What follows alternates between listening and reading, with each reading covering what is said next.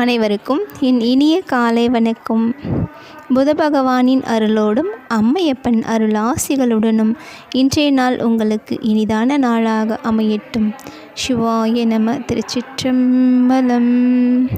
சுட்டறுத்தல் பகுதியில் 3வது பாடலை விளக்கத்துடன் பார்ப்போம்.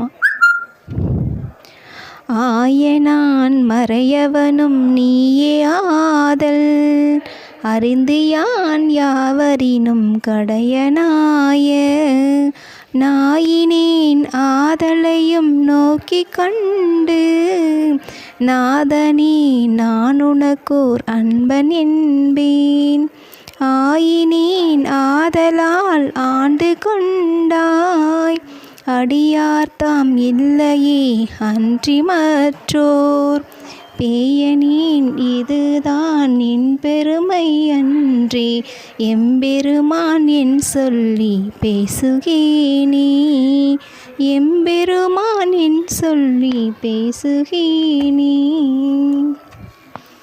ஆராய்ந்து பார்க்குமிடத்து நீயே யாவர்க்கும் பெரியவன் என்று 4 வேதங்களும் முறையிடுகின்றன.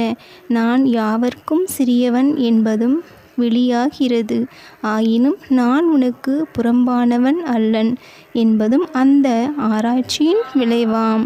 நாயையும் பேயையும் ஒத்த நான் உனக்கு அன்பன் என்று சொன்னதும் நீ அதை உறுதிப்படுத்தி விட்டாய். உனக்கு வேறு அன்பர்கள் இல்லாமையினால் நீ இப்படி செய்யவில்லை.